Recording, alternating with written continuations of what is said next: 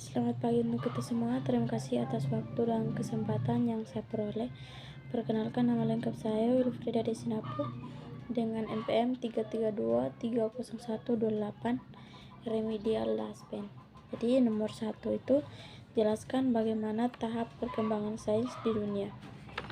Jadi jawabannya, yang pertama itu tahap filosofik, yang kedua tahap empiris, yang ketiga tahap teoritis, yang keempat tahap terapan, yang kelima interdisipliner.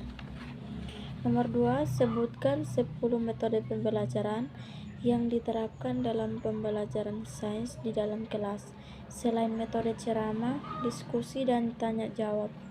Jelaskan secara singkat tentang metode-metode pembelajaran ini. Jawabannya, yang pertama metode eksperimen, yang kedua metode demonstrasi, yang ketiga metode penemuan, yang keempat metode proyek, yang kelima metode simulasi, yang keenam metode kolaboratif, yang ketujuh metode penugasan, yang kedelapan metode penugasan lapangan, yang kesembilan metode penugasan online, yang ke-10 penilaian formatif. Jadi nomor 3 itu bagaimana skor PISA dan tim siswa Indonesia selama 18 tahun terakhir. Apa yang bisa disimpulkan dari skor PISA dan tim siswa Indonesia selama 18 tahun terakhir? Jawabannya, selama 18 tahun terakhir, skor PISA dan tim siswa Indonesia mengalami peningkatan yang signifikan. Namun meskipun terjadi peningkatan, skor Indonesia masih berada di bawah rata-rata internasional. Nomor 4, bagaimana pengaruh skor PISA dan TIMSS terhadap sistem pendidikan Indonesia? Yang pertama itu perubahan kebijakan pendidikan, yang kedua itu orientasi kurikulum, yang ketiga pelatih guru, yang keempat investasi pendidikan, yang kelima reputasi internasional. Nomor 5, sebutkan dan jelaskan 26 episode yang ada pada kurikulum Merdeka.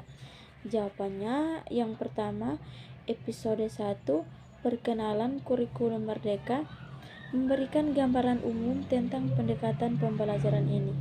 Yang kedua, metode 2-5 pembelajaran kontekstual, menjelaskan konsep pembelajaran berbasis konteks untuk meningkatkan pemahaman siswa. Yang ketiga, episode 6-10 penguatan literasi matematika dan sains, fokus pada peningkatan literasi matematika dan sains melalui pendekatan praktis.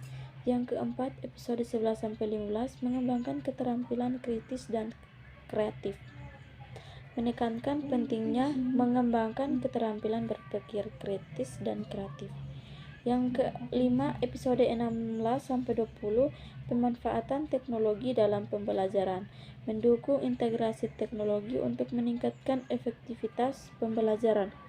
Yang keenam, episode 21-26 penanaman nilai-nilai karakter, memasukkan nilai-nilai karakter seperti kejujuran, tanggung jawab, dan kerjasama dalam pembelajaran.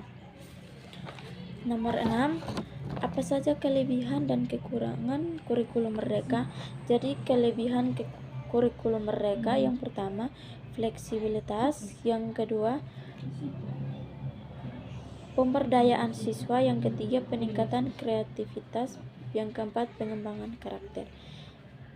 Kekurangan kurikulum Merdeka, yang pertama kurangnya panduan yang jelas, yang kedua kesiapan guru, yang ketiga evaluasi yang sulit, yang keempat keterbatasan sumber daya.